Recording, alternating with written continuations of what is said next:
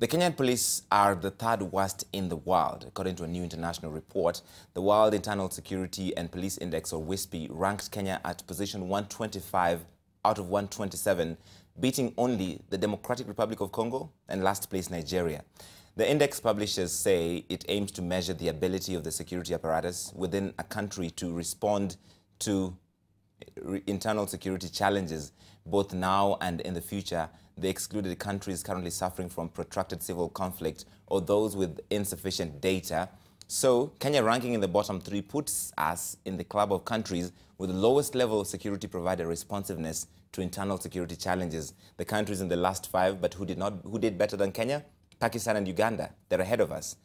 Kenya was third last because it fared poorly across all the four index domains of capacity, process, legitimacy, and outcomes.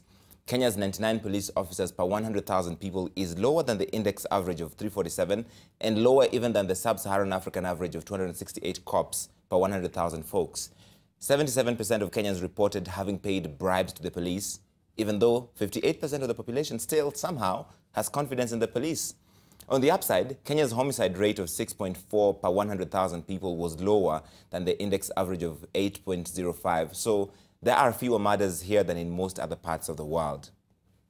Singapore led that index with an overall score of 0.898 compared to Kenya's score of 0.298.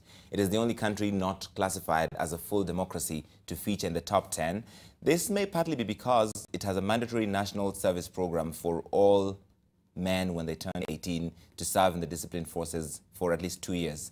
Finland was ranked second with 0.864, Denmark was third, Austria fourth, and Germany closing out the top five.